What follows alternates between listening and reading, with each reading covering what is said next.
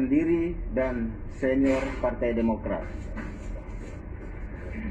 untuk meluruskan konferensi pers Agus Harimukti Yudhoyono pada Senin 1 Februari 2021 yang telah melibatkan pihak eksternal adalah tidak tepat, padahal hal ini sepenuhnya urusan internal partai.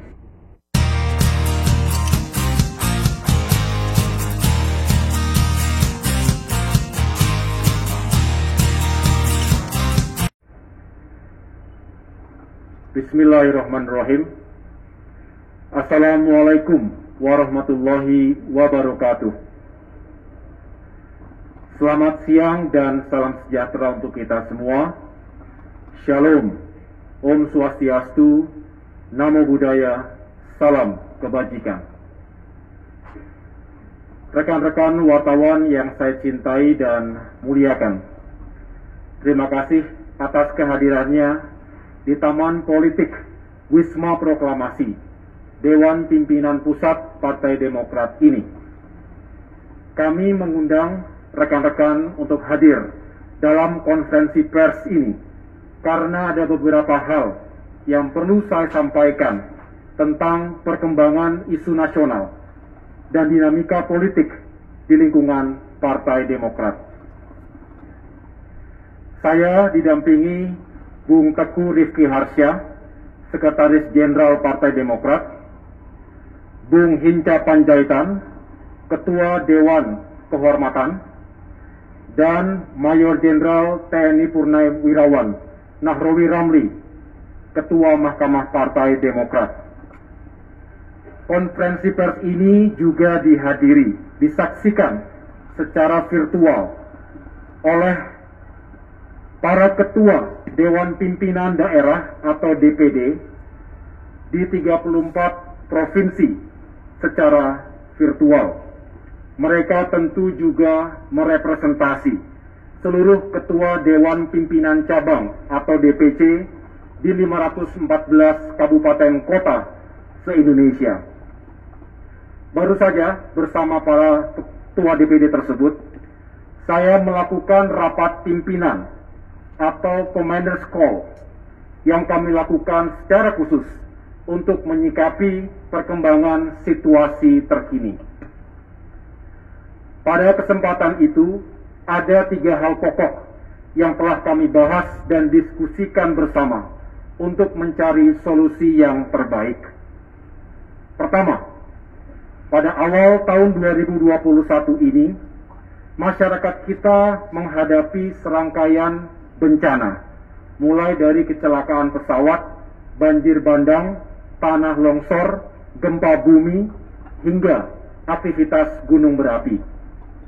Kondisi ini tentu menuntut kita untuk bahu-membahu meringankan beban masyarakat yang menjadi korban. Karena itu saya memberikan apresiasi kepada para pimpinan daerah dan cabang, serta seluruh kader Demokrat yang turun secara langsung untuk ikut memberikan pertolongan dan bantuan kepada korban bencana, seperti yang terjadi di Kalimantan Selatan, Sulawesi Barat, Jawa Barat, dan provinsi-provinsi lainnya.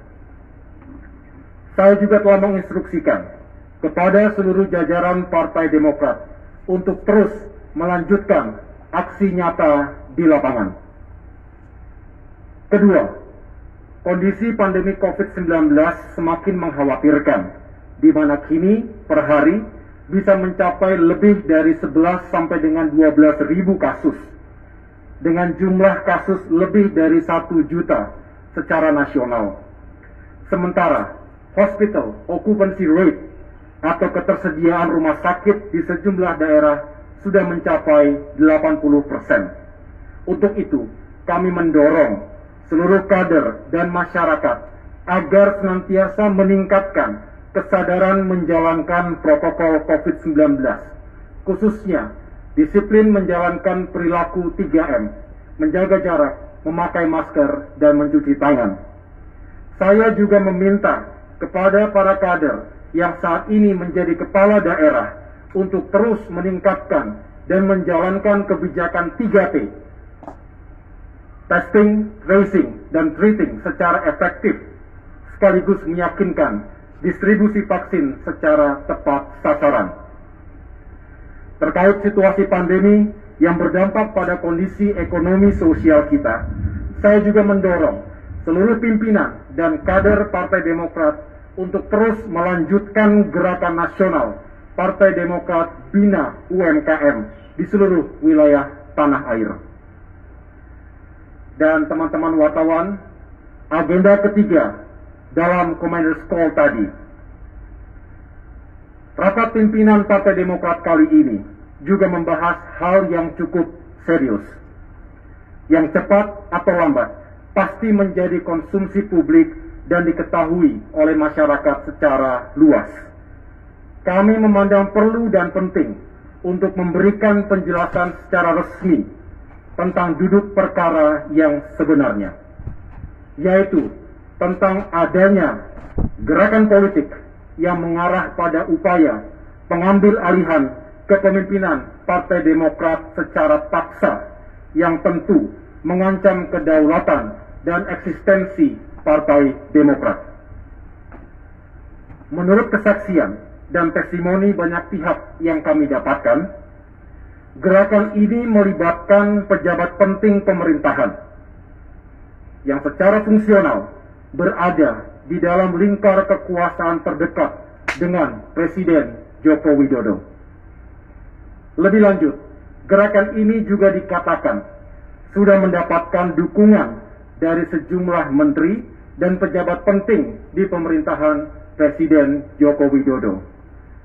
Tentunya, kami tidak mudah percaya dan tetap mengedepankan azas praduga tak bersalah, presumption of innocence, dalam permasalahan ini.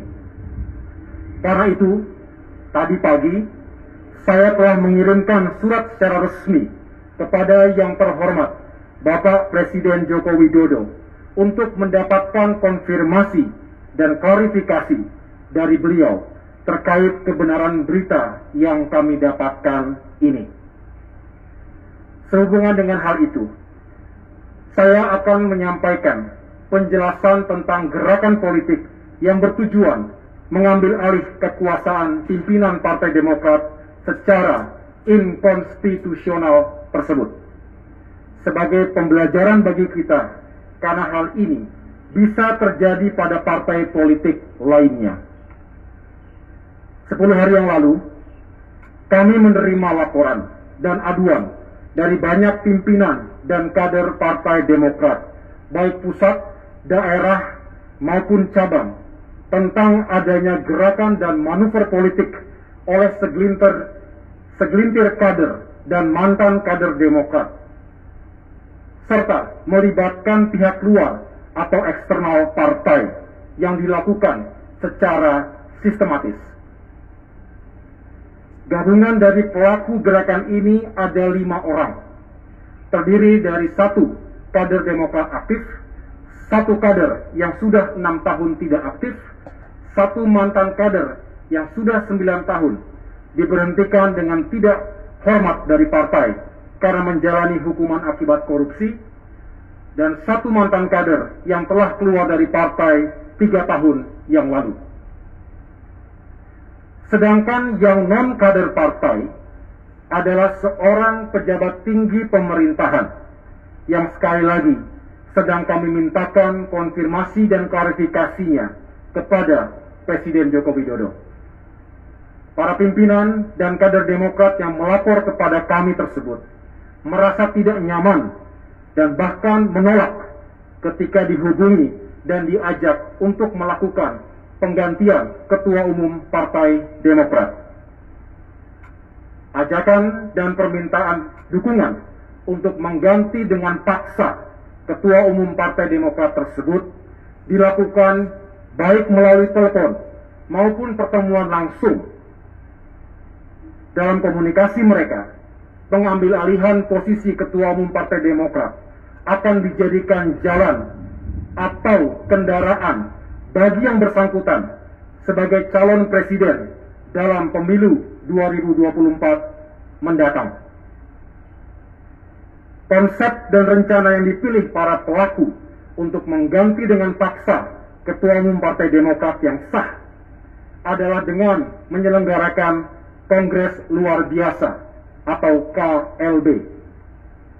Berdasarkan penuturan saksi dalam berita acara pemeriksaan, untuk memenuhi syarat dilaksanakannya KLB, pelaku gerakan menargetkan 360 orang para pemegang suara yang harus diajak dan dipengaruhi dengan imbalan uang dalam jumlah yang besar. Para pelaku merasa yakin gerakan ini pasti sukses karena mereka mengklaim telah mendapatkan dukungan sejumlah petinggi negara lainnya. Kami masih berkeyakinan rasanya tidak mungkin cara yang tidak beradab ini dilakukan oleh para pejabat negara yang sangat kami hormati dan yang juga telah mendapatkan kepercayaan rakyat. Kami berharap semua itu tidak benar. Tetapi kesaksian dan testimoni para kader Partai Demokrat yang dihubungi dan diajak bicara oleh para pelaku gerakan tersebut memang menyebutkan hal-hal demikian. Sebenarnya, kami sudah mencium gejala ini sejak 1 bulan yang lalu. Pada awalnya, kami menganggap persoalan ini hanyalah masalah kecil saja, urusan internal belaka. Tetapi, sejak adanya laporan keterlibatan pihak eksternal dari lingkar kekuasaan yang masuk secara beruntun pada minggu yang lalu, maka kami melakukan penyelidikan secara mendalam. Awalnya kami tidak begitu saja percaya ketika para pelapor menyebut nama tokoh yang berencana untuk mengambil alih kepemimpinan Partai Demokrat itu, mengingat posisi yang sedang ia emban saat ini dan faktor latar belakangnya. Tetapi, lebih dari 8 saksi mengatakan telah bertemu langsung dengan pejabat pemerintahan itu dan mendengar secara langsung pula rencana-rencana seperti yang telah saya sampaikan sebelumnya. Dengan tengah dilaksanakannya gerakan untuk pengambil alihan secara paksa kepemimpinan Partai Demokrat tersebut, kami tentu akan mempertahankan kedaulatan dan kehormatan partai kami. Kami yakin tidak ada satupun pemimpin partai politik yang rela diambil alih kekuasaannya secara inkonstitusional oleh pihak manapun. Dalam upaya mempertahankan apa yang kami miliki tersebut, akan kami tempuh dengan mengindahkan konstitusi dan undang-undang, peranata hukum, serta ikhtiar politik yang bertumpu pada nilai-nilai keadilan, moral, dan etika.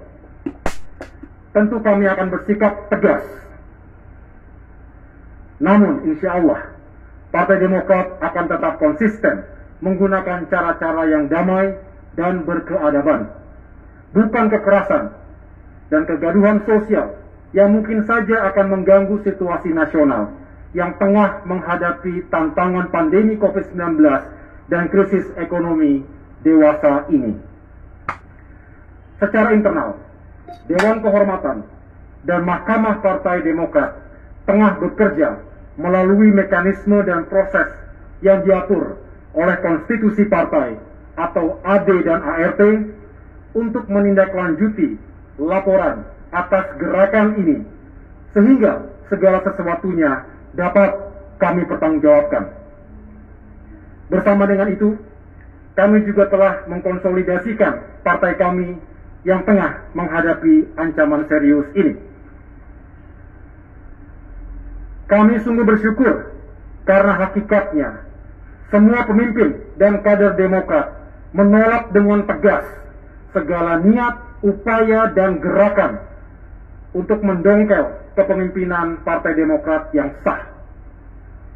Saya telah menerima surat pernyataan kesetiaan dan kebulatan tekad dari seluruh pimpinan di tingkat daerah dan cabang di seluruh Indonesia untuk tunduk dan patuh kepada Partai Demokrat dan kepemimpinan hasil Kongres kelima Partai Demokrat tahun lalu yang sah.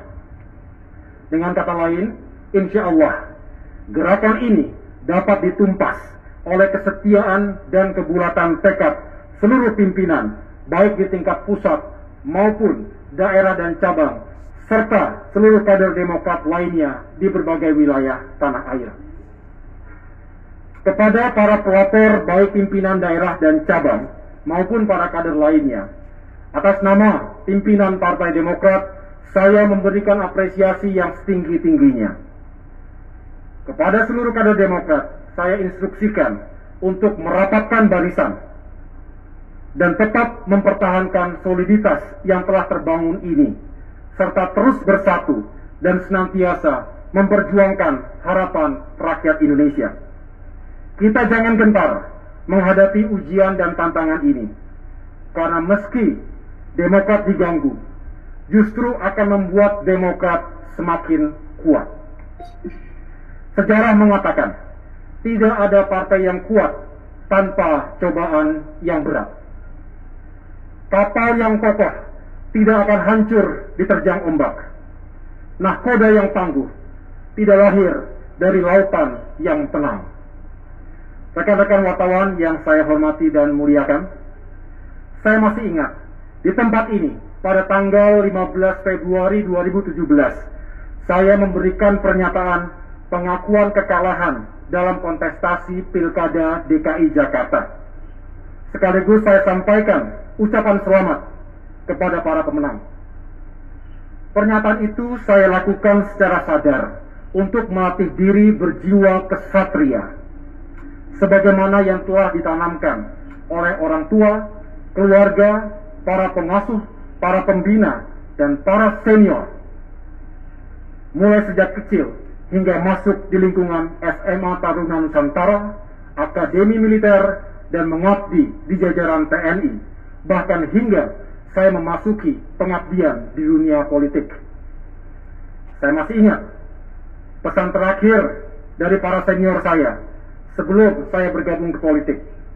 Mereka mengatakan, Gus, kualitas seorang perwira dimanapun ia berada, baik ketika aktif di militer maupun di masa purna tugas, bukan ditentukan oleh pangkat dan jabatan, tetapi oleh karakter dan etika keperwiraan serta sifat-sifat kekesatriaannya.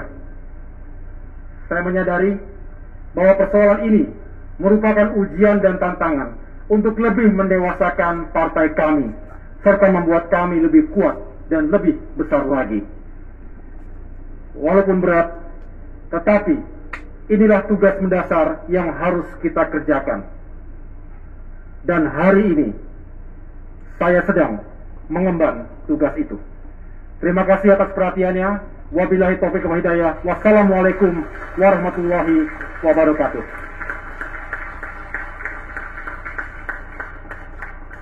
Terima kasih teman-teman wartawan atas kebaikan hati, keluangan waktu untuk hadir di DPP Partai Demokrat. Semoga sehat selalu dan semoga Indonesia selamat dari krisis pandemi COVID-19 dan juga krisis ekonomi dewasa ini. Terima kasih.